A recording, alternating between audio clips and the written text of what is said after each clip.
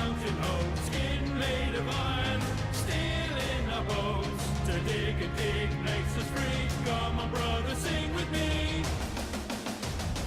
I am a dwarf and I'm digging a hole. Diggy, diggy hole, diggy, diggy hole. I am a dwarf and I'm digging a hole. Diggy, diggy hole, digging a hole.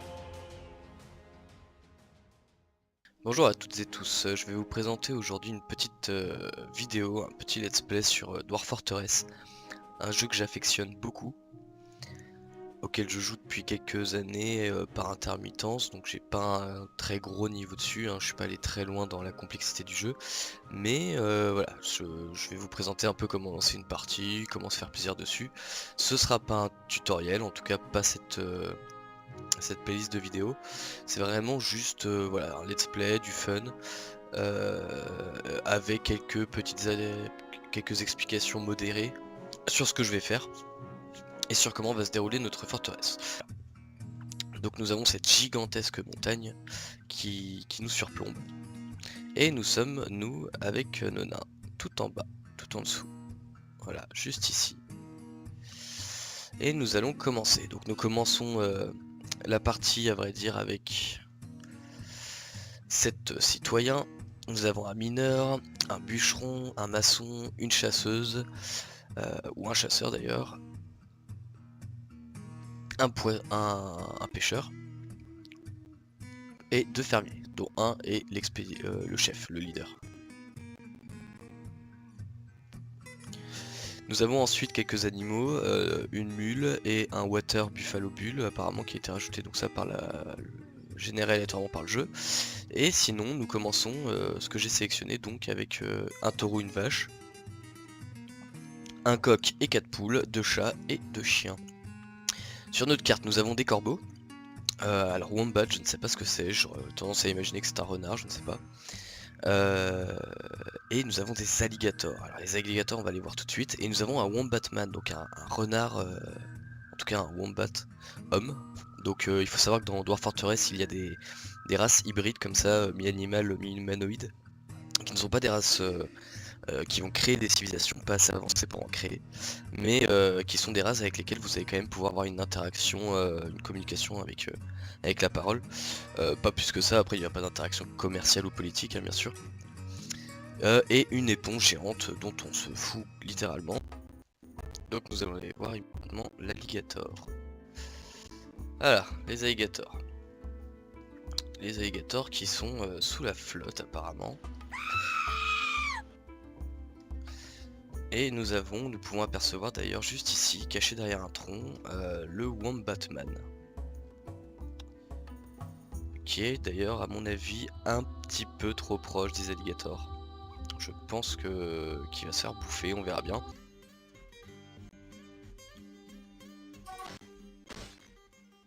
Alors déjà on a des combats qui se passent. Et ben voilà. Ah, c'est un renard qui a l'air de se faire... Ah oui, c'est ma chasseuse. D'accord, on va pouvoir aller la voir. Ma chasseuse.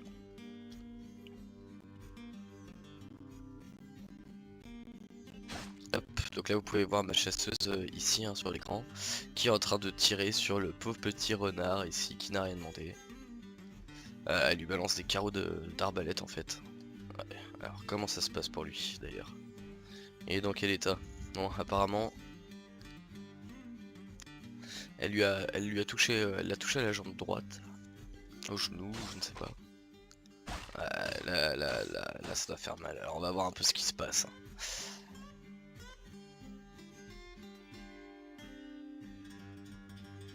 Ouais, elle lui arrache l'estomac en plein dans le corps, dans la partie basse du corps.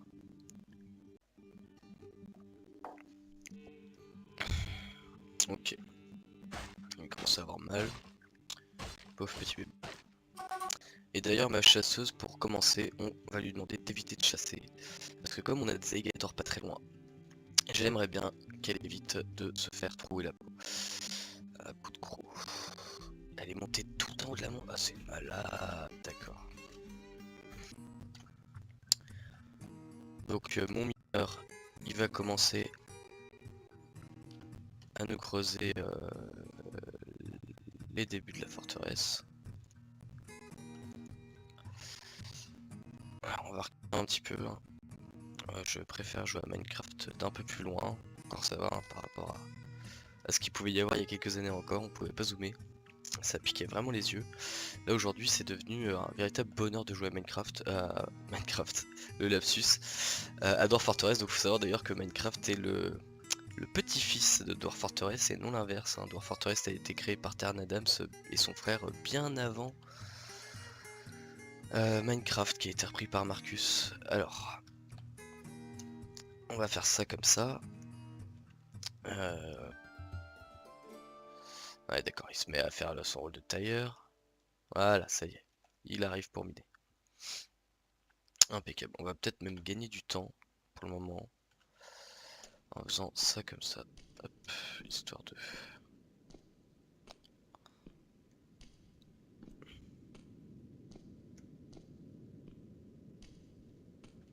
Bon, du coup les objectifs dans cette partie pour moi, ça va être de découvrir un peu les nouveautés de Dwarf Fortress parce que en plus des forteresses incroyables qu'on pouvait faire avant, maintenant on peut faire des tavernes, on peut faire des temples parce que nos nains ont besoin de vénérer leurs dieux. On peut faire des bibliothèques dans lesquelles sera raconté l'histoire mythologique, l'histoire grandiose de notre civilisation. Nos nains aussi maintenant, j'ai remarqué ça, ont des souvenirs. Donc déjà ils avaient des émotions. Maintenant ils ont des souvenirs, ils vont pouvoir se remémorer les chocs qu'ils ont pu subir. Ou les joies qu'ils ont pu avoir à devenir maître artisan dans leur domaine par exemple. Donc là moi je vais commencer par rapidement essayer d'aller faire des nobles, donc je vais lui demander de me faire des chaises.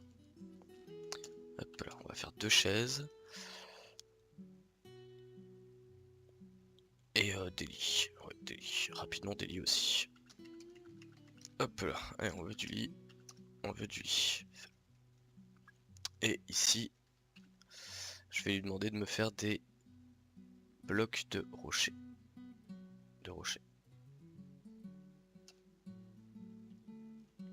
Ouais. On répète, comme ça au moins. Il ira les chercher, il va faire son petit taf. On va continuer à suivre notre mineur qui continue à miner tranquillement. Nos animaux qui sont ici. Nous avons nos 2 fermiers qui ne font rien. On va vite leur ouvrir de toute façon la section à la pièce où on va installer les champs. Donc ici on aura les champs, ici on aura le marché. Certainement marché plus poulailler d'ailleurs. On va mettre les 2 ici. Et ici je sais pas encore trop, certainement des ateliers peut-être à voir. Ici la taverne c'est sûr, c'est évident. Donc voilà. Donc sinon les objectifs pour moi voilà ça va être de découvrir un petit peu tout ça. Toutes les nouveautés de Dwarf Fortress. Et sinon j'aimerais bien arriver à une civilisation assez importante, peut-être de 200 ou 300 nains, mais organisée et structurée. Ce serait vraiment mon but. Que ça se part pas trop en cacahuète, on va essayer de faire en sorte que nos nains finissent pas trop, enfin terminent pas fou à jeter des bébés partout. Ok, les alligators j'espère qu'ils vont pas trop venir vers nous. Voilà, pour le moment on a une chasseuse qui ne fait rien, les autres s'occupent un peu de tout ce qu'ils peuvent. Ah, ça y est, notre mineur est fatigué, ou je ne sais pas. Qu'est-ce qu'il a? Ah, il va boire. Vous voyez, là on peut voir le mineur qui est parti dans le campement, récupérer de l'eau. Hop, pour aller boire un petit peu. On a nos animaux qui fuient. Pourquoi nos animaux fuient? Donc ça peut être une information importante. On a l'homme wombat qui est là. D'accord. Est-ce qu'on le tue? Sachant que normalement il me semble pas qu'il soit agressif. L'homme wombat, qu'est-ce qu'il nous fait lui? Putain, tu fais flipper mes animaux, mon pote. Allez, bon, oui, d'accord. Allez, faut pas qu'ils partent trop loin. Pourquoi il leur fait peur? Ça n'a pas de sens. Ouais, il leur fait vraiment peur. Bon, de toute façon, il s'en va, on va pas aller le tuer. Ah, et puis si, allez. Bon allez, on va faire les crevards. Alors du coup je vais créer directement mon escouade. Alors je vais dans militaire, je crée ma nouvelle escouade, une escouade d'archers. Dans cette escouade d'archers je vais y mettre mon chasseur ou ma chasseuse, je sais pas, faudra que je regarde les sexes des nains, ça peut être intéressant. Notre petite chasseuse, on va lui demander d'aller pourrir la tronche au wombat. Alors, S squad, alors les Mountainous en effet, alors A, K attaquer, hop là, donc là vous voyez je l'ai sélectionné, entrée, ah non je vais mettre, ça suffit, et là on a notre Fury qui va arriver comme une tarée, alors elle va chercher son équipement avant, donc elle est devenue commandante, du coup. Là on a notre charpentier qui ne fait plus rien, on va lui demander de faire des bins, très important, les caisses en fait pour ranger. Pour le moment on va pas avoir de bouffe donc on va pas demander de faire des barrels. Hop là, là voilà. Ah non. Où est-ce qu'elle est? Hop, ouais c'est ça, elle ramasse son équipement pour le moment. Ah oui, elle ramasse ses... Bien oui, bien sûr. Ah oui, parce elle a pourchassé le petit renard là tout à l'heure. Et du coup, elle a éparpillé ses bolts, ses carreaux un peu partout. Donc évidemment, il faut qu'elle... Alors on va pouvoir faire nos changes, je vais mettre pause. Il faut qu'elle aille rechercher tous ces carreaux d'arbalète parce que elle a plus de munitions et c'est le seul moyen de les récupérer. C'est pour ça que c'est important de faire ce que je viens de faire, c'est-à-dire avec eau en fait d'aller chercher vos affaires. De toute façon, je referai peut-être des vidéos plus tard pour vous expliquer plus en détail toutes les options de Dwarf Fortress, parce que je sais que c'est un jeu qui est difficilement accessible, mais finalement quand on se lance, quand on persévère un petit peu, c'est un jeu sur lequel vous allez vous éclater. Je connais pas de jeux de gestion aujourd'hui qui ont la profondeur sur le temps, sur la durée je parle, de Dwarf Fortress. Il y a peut-être pas les graphismes, mais au bout de 2 à 3 semaines, au bout de 50 heures de jeu, vous avez encore plein de choses à découvrir. Vous pouvez monter à 400, à 500, à 600, à 700 heures de jeu, quoi. C'est comme Mountain Blade, c'est comme Guild 2, c'est voilà, tous ces jeux qui ont vraiment de la consistance, quoi. C'est pas juste vendre un produit avec une façade et puis derrière tu te rends compte qu'il y a que 20 heures de jeu et après tu t'ennuies ou tu répètes la même chose. Là il y a vraiment des situations qui se renouvellent constamment et qui sont originales. Donc on va faire un build, les farm plots. Hop, j'ai pris 12 graines de chaque, donc 3 par 4, c'est ça, donc 12. Et sinon, voilà, pour les tutoriels de Dwarf Fortress, si ça vous intéresse de vous y mettre, il y a des vidéos magnifiques qui m'ont permis, il y a de ça, je sais pas, peut-être 8 ans de commencer à jouer à ce jeu, les vidéos magnifiques tutoriels de Gobopat. Bon, qui date un peu par rapport aux versions d'aujourd'hui, parce que le jeu ça fait 15 ans qu'il est en développement, je dis peut-être des bêtises, mais ça fait très longtemps qu'il est en développement et du coup il y a des mises à jour, il y a un avancement de la part de Tarn Adams qui est presque quotidien, j'ai envie de dire. Enfin bref, tous les 2-3 jours il y a des informations, tous les mois au moins il y a des rectifications de bugs et je peux pas donner vraiment de temps, mais régulièrement il y a des mises à jour, de l'ajout de contenu, et on est à la 0.40 parce qu'on est qu'à la moitié en fin de compte de ce que le jeu va être à son état final, sachant que Tarn Adams compte sortir le jeu en 1.0 d'ici peut-être 20 ans ou 30 ans quoi, donc il y a le temps. Et il ajoute mais très régulièrement et très souvent du contenu, c'est incroyable. Moi vous voyez ça fait 1 an et demi, 2 ans que j'ai pas joué à ce jeu. Je suis vraiment impressionné par tout ce qui a pu, comment ça a pu évoluer, c'est plus stable. Bon après ça dépend des versions, c'est toujours pareil. Mais là vous voyez je joue à la dernière version qui est disponible en ce moment et dans les petites parties que j'ai fait, bon je suis pas allé très loin mais pour le moment j'ai eu aucun bug. C'était très propre. Donc ça a l'air de s'être quand même pas mal amélioré. Et puis toutes les améliorations qu'il y a, il y a eu les bibliothèques, je crois qu'il va y avoir ou qu'il y a peut-être déjà la magie, vraiment beaucoup de contenu. Et il y en aura de plus en plus. Maintenant on peut sortir carrément de sa carte parce que notre carte ne représente qu'une toute petite tiles du monde en fait qu'on a créé. Et moi j'ai créé un monde ridicule hein, par rapport au monde que vous pouvez créer en temps normal. Vous pouvez refaire la carte, une carte aussi dense que la Terre du Milieu ou que le vieux monde de Warhammer, voilà quoi. Et maintenant vous pouvez donc sortir pour faire des missions, récupérer des artefacts, vous investir peut-être un peu plus dans la politique. Je crois que maintenant on peut exporter, importer, mais j'ai pas encore testé toutes ces fonctionnalités, c'est pour ça que je vais essayer ça dans ce let's play là. Donc on va voir ça ensemble. Alors il y a quelques petits trucs que j'ai pas fait, je suis en train de voir. Bon déjà je vais commencer par faire fermier. Un farmer's workshop. On va le faire là. Bon le mineur pour le moment je vais lui enlever son job de stoneworker parce que il faut qu'il mine. J'ai pas non plus trop le temps. Là, je joue à la cool. Hein. Normalement dans Dwarf Fortress faut aller vite au début. Moi je joue à la cool parce que je maîtrise un peu le jeu et je sais que au premier hiver je vais avoir de la nourriture, je vais avoir tout ce qu'il faut pour survivre.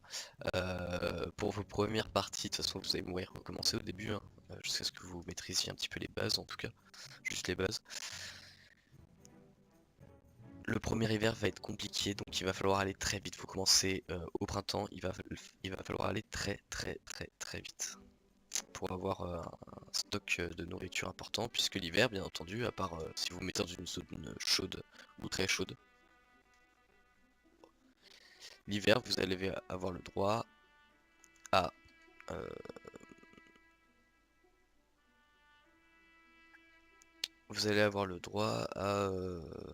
aux lacs qui vont être gelés, vous ne pourrez plus pêcher. La plupart de la végétation forcément va être recouverte d'une épaisse couche de neige. Donc vous n'allez pas pouvoir cultiver. Vous n'avez pas donc déjà cultiver à l'extérieur et vous n'allez pas pouvoir cueillir. Donc il vous reste plus que vos champs en fin de compte qui sont ici, hein, je rappelle.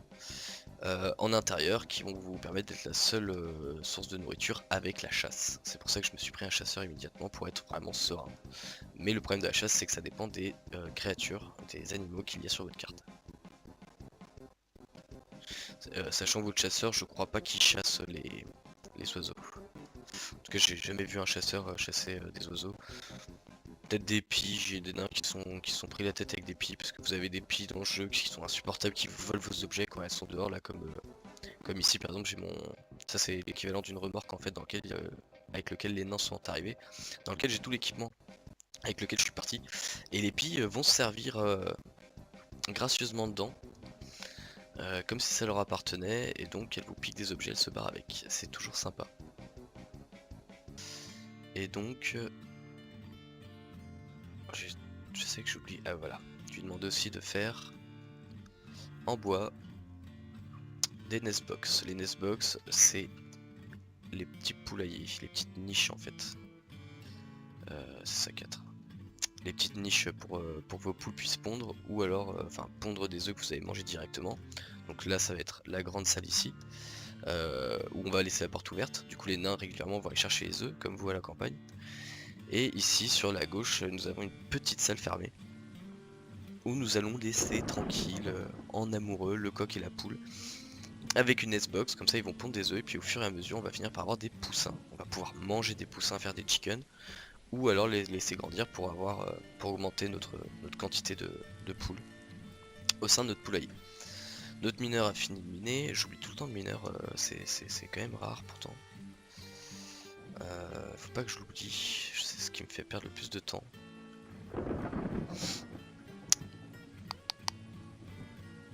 Alors, on va voir s'il n'y a pas des animaux dangereux. On a un aigle, un porc-épic, hedgehog et un hérisson. Ça c'est stylé un hérisson. C'est mignon, il est trop mignon. Oh le petit hérisson, oh là là, j'adore les hérissons. Très bien.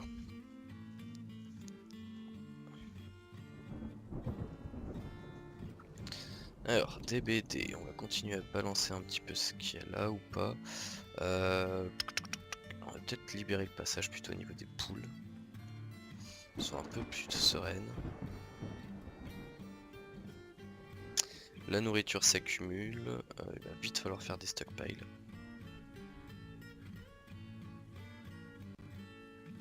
Alors, je vais refaire une stockpile de bouffe, de toute façon après on va tout ranger, retrier correctement. Mais bon, pour le moment, hop, pas trop le choix. Mince, j'ai mis le acid food, ah oui c'est marrant ça. Oh, très bien.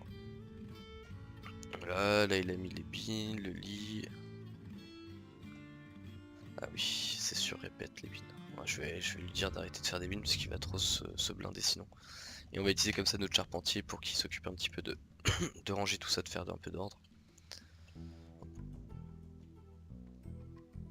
En fait l'idée là ça va vraiment être le plus rapidement possible de pouvoir m'enfermer dans ma forteresse avec des portes, créer des chambres, que les nains sortent un peu moins. Bon alors il faut savoir que quand les nains ne sortent pas, ils sont atteints du syndrome de la maladie du soleil. Ils sont malades, enfin à force de ne pas voir la lumière du jour en fait, pendant des mois et des mois et des années, ils finissent en sortant par tomber malades à cause de la lumière du soleil. Et alors là c'est très drôle parce qu'ils gerbent partout, vos nains se mettent à vomir. Vous avez voilà, du verre partout sur votre forteresse à l'écran, c'est dégueulasse, ça leur plaît pas beaucoup. Donc ça c'est un truc aussi, il faut pas hésiter à faire des petits parcs on va dire, avec des statues en extérieur où vos nains vont pouvoir aller pour observer un petit peu la nature. Observer les statues mais en extérieur de manière régulière pour éviter justement cette maladie. C'est une maladie que vous pouvez désactiver dans les options.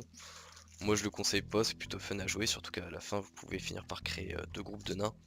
Un groupe de nains qui va être très profond dans les tunnels et qui ne sortira jamais, en fin de compte qui vivra à l'extérieur uniquement dans les cavernes, en sous-sol, dans les sous-sols profonds de la montagne. Et un groupe de nains qui lui sera plus un groupe de nains de surface, justement qui vivra dans des petits bâtiments mis en extérieur, ou alors voilà comme là dans la forteresse mais dans les niveaux les plus élevés. Et ça peut être sympa aussi de faire ça. Parce qu'il faut savoir que dans les profondeurs de la montagne, vous avez des grandes cavernes gigantesques, hein, qui équivaut à la taille de votre carte, un petit peu comme l'extérieur, dans laquelle il y a des champignons, enfin c'est très lunaire comme atmosphère. Vous avez des champignons, des toiles d'araignée, des créatures, vous avez des balrogs j'ai envie de dire. Voilà, vous avez tout ça. Ah, j'ai mon nain qui s'est endormi au sol, mon nain mineur. Bientôt que j'aille faire des parce que là on peut voir, alors je vous ai pas trop dit mais ici vous avez la date donc qui est faite à l'envers, enfin à l'envers, dans un sens très bizarre. Le 5 ça représente mon année, donc je suis dans la 5e année de la civilisation, de l'aube de la civilisation. Le 4 c'est le mois, donc on est en avril, et le 23 du coup c'est le jour. Nous sommes le 23 avril de la 5e année. Ici Hitler c'est, vous connaissez, hein, c'est les nains qui n'ont rien à faire. Et là nous avons une petite barre rouge en fin de compte qui descend, qui montre que nous sommes à moins 10, c'est ça. Parce que là en fin de compte mon écran est sous la montagne, donc je suis à moins 10 par rapport au plus haut de la montagne. Ça doit être ça je pense. Mais vous voyez si je m'écarte, moins 7, et là hop, dès que je me rapproche de l'eau, là je suis à 0. C'est d'ailleurs très bien symbolisé par en fin de compte cette barre bleue et marron, qui fait que là si je descends, bon, le petit carré jaune, on voit la terre qui monte parce que je vais de plus en plus, c'est la vision 3D en fait, c'est la vision de l'axe Z. Là je suis de toute cette hauteur là sous terre, et là je remonte, et si je remonte énormément, voilà, là je suis dans le ciel complètement. Par contre si je avance vers la montagne, évidemment, hop, voilà, par rapport à la montagne, je repasse plus ou moins sous le sol. Voilà, ça c'est une petite indication sur ce qui est à l'écran, et là en dessous vous avez en fin de compte vos nains, donc on est avec 7 nains. Plus vous allez avoir un chiffre, comment dire, en fait c'est le bonheur de vos nains. Là ils sont blancs parce que c'est neutre, ils ont pas de stress, ils stressent pas quoi. Ah bah on a déjà des migrants. Par contre voilà, plus ça va se rapprocher du vert, ou plus ils vont être heureux, plus ça va se rapprocher du rouge, moins ils vont être heureux. Donc avec U, vous pourrez aller voir voilà, pourquoi vos nains sont heureux. Alors UL, voilà, on peut voir le stress. Alors le stress, qui est juste ici, il y a moins en fin de compte, moins vous avez de stress, plus vos nains sont heureux. Ça semble assez évident comme ça, mais on peut se dire, bah tiens, moins et tout. C'est négatif, pas du tout. Plus vos nains sont ont un chiffre inférieur au niveau du stress, plus ils sont heureux. Par contre là 160, mon maçon, vous voyez, il est bon, pas très heureux, on peut aller voir, hein. On va faire Z. On va faire encore Z, entrée. Pourquoi? Alors, il est pas content après avoir donné des arguments. Ah, apparemment il a... Donc tout ce qui est là, hein, en grisé, là c'est ce qui est arrivé récemment à votre nain, s'il l'a apprécié ou pas. Apparemment il est pas content. Et il a eu une discussion, un débat avec un autre nain, et ouais. Et il avait pas les arguments qu'il fallait pour lui répondre. Ok, ça l'a frustré. Bon, très bien. Super. Notre mineur, il a terminé, on va lui demander de faire cette salle-là. Ou pas d'ailleurs, la taverne pour le moment c'est pas primordial.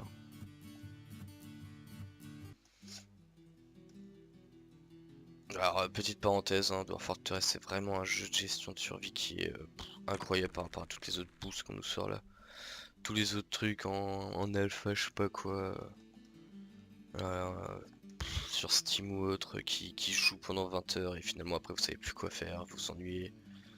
Ça tourne en rond, c'est toujours la même chose. Alors soit vous avez la gestion mais pas la survie, soit vous avez la survie mais pas cette gestion, soit vous avez la survie et la gestion mais du coup vous avez pas les combats, vous avez pas d'attaque comme dans Banished ou quoi. À part peut-être, et j'ai que trop peu joué, mais à part peut-être Stronghold 2, je connais peu de jeux qui ont un peu tout ça en même temps. D'ailleurs si vous en avez des bons exemples je veux bien parce que putain j'en ai fait pas mal des jeux de gestion et de survie et j'ai jamais retrouvé la densité qu'il pouvait y avoir, les possibilités qu'il pouvait y avoir dans Dwarf Fortress, hein. C'est vraiment un jeu qui est trop méconnu en France et je trouve ça dommage. Je sais qu'il est rebutant, je sais qu'il est dur à prendre en main. Enfin pas à prendre en main mais à apprendre. Mais alors ceux qui se lancent dessus, vous serez clairement pas déçus quoi. Vous voyez, hein, ça commence vite à avoir de la gueule, je peux creuser dans la montagne, je peux créer carrément une forteresse là ici au milieu de rien, hein, des villages avec des champs, je peux me faire un banished quoi, je peux créer vraiment à l'extérieur tout ce que je veux. Là je peux creuser dans le sol, faire des douves autour de mon village ou de ma forteresse, je peux faire une énorme tour qui va aller je ne sais pas où dans le ciel quoi, là, très très haut dans le ciel.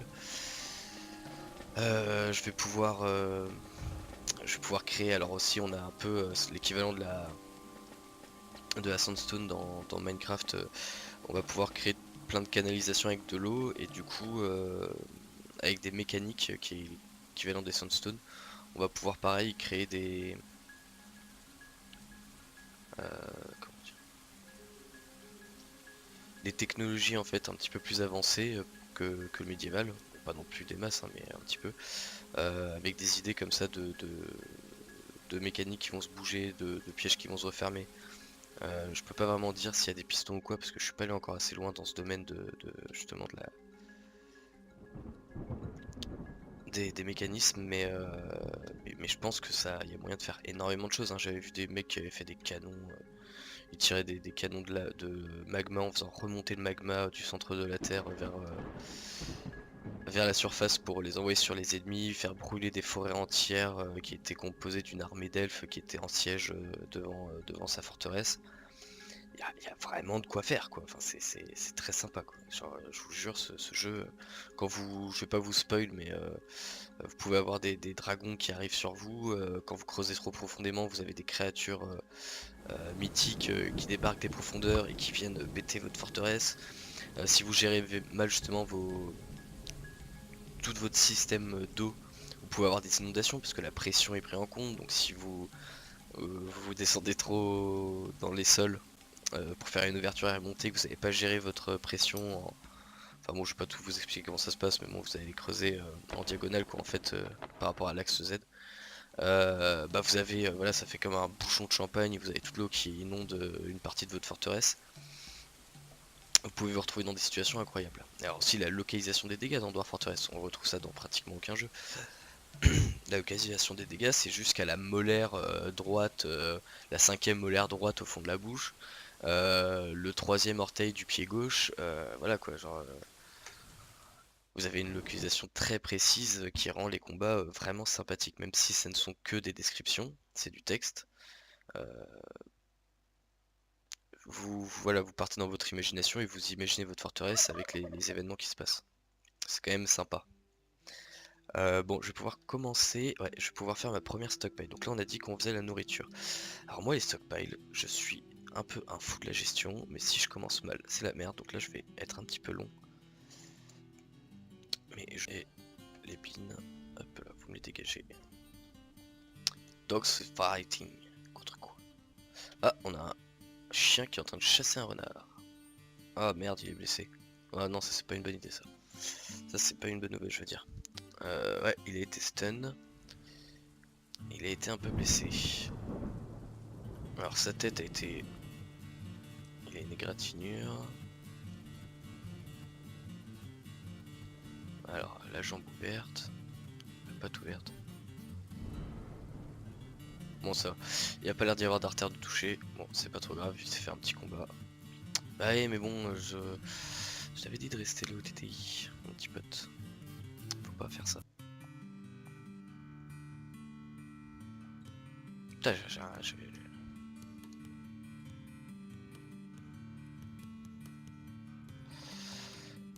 mince. Ouais, c'est ça, j'ai quoi? Un cheval? Non. Une... oui, d'accord, ok. Un dindon. C'est pas un dindon. Une dinde. Ouais, une dinde. Une dinde qui est l'animal de compagnie de notre futur forgeron. Et Bomrek. Gosling. Je sais pas ce que c'est, Gosling.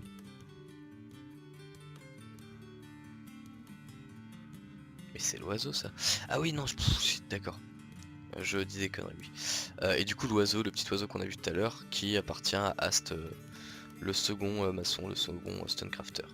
Voilà. On va sûrement tuer quelques animaux. Ouais. Hop, allez, slaughtered. On a un cheval. Le water buffalo. Pareil, les autres surtout on les garde. Voilà. Oh. Ah oui. D'accord, ils sont allés chercher toutes les... Alors là vous voyez tout ça c'est les ordures en fait des renards qu'on a tués tout à l'heure. Ah non, c'est des œufs de tortue en coquillage. On va comprendre. Et là il y a les os. Ou les tendons, je sais pas, du buffle qu'on a tué. Tiens d'ailleurs, on a quoi? Ah bah Kia, c'est ça que je vous disais, qui? Alors elle vous vole constamment. On a un cougar. Dangereux le cougar.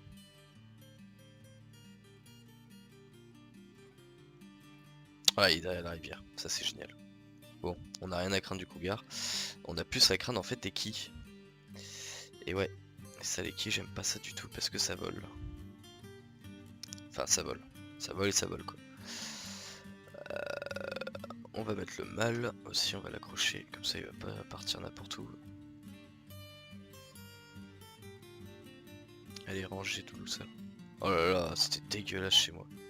D'accord, il y a plein d'ordures qui avaient été gardées, c'est très bien, ils font un peu de rangement. Je vais laisser un petit peu mes nains s'occuper de ce dont ils ont besoin. Il y a tout ce trap qui est dedans aussi.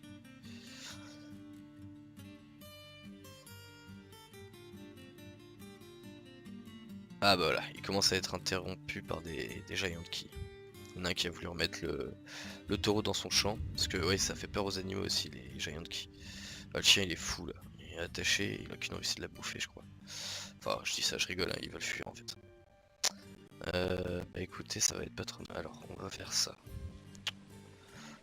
Non, on va bouger un petit peu les rampes cette fois-ci, comme ça les ennemis déjà pourront plus nous atteindre par la montagne. Ok, et on va faire un petit endroit fermé pour nos... Oh là, qu'est-ce qui lui arrive? Ah, il se fait piquer par des abeilles à tous les coups. Merde! Quel coup! Ah ouais, en effet. Ah, il va falloir que je fasse un médecin. Ouais, Shaken c'est piqué à tous les coups. Ah, c'est pas cool ça. Comment je fais pour détruire ces saloperies là? Parce que là vous voyez ici l'espèce de puits, là on dirait un puits. Ah non, c'est une colonie de fourmis. D'accord.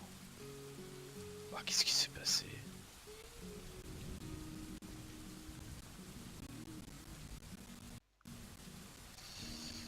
Ah non, c'est une... Ok, c'est une pie carrément qui l'a attaqué. Tout va bien.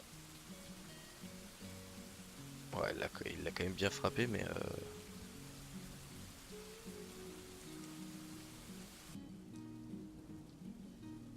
Ah merde, non, il a pas été piqué du tout. Oh là là, et puis alors là, il nous dit carrément notre temps dans le royaume Undrus. Je sais pas ce que ça veut dire, donc c'est le nom de la carte. Hein. Notre temps dans le royaume Undrus est tellement bref. Bigone, fier, je devrais avoir peur. Je sais pas ce qu'il veut dire. Et j'ai été blessé sérieusement.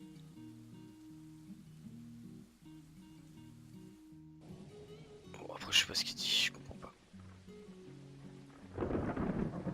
Ah putain, la pile lui a défoncé le nez quoi avec son bec.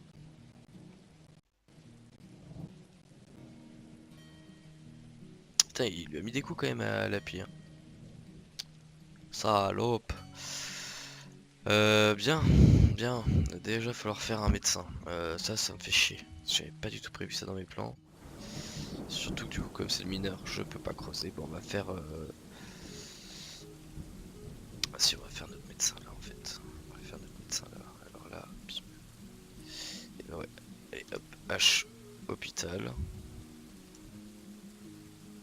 Bien entendu qu'il n'y a rien. Mais bon, au moins, ce sera l'hôpital en attendant. Je vais lui demander de me faire des... C'est coups déjà, c'est là-dedans je crois. Non. Ok. Alors, tu m'arrêtes de me faire des barils et tu vas me faire crutch et split. Ok, ici. Vous allez me faire spin street. Non, c'est process plant que je veux. Ah non. Non, process plant, ouais. Déjà, process plant. Et ensuite, spin street, quelques-uns. Hop, c'est parti les gars. On se dépêche, faut sauver le mineur.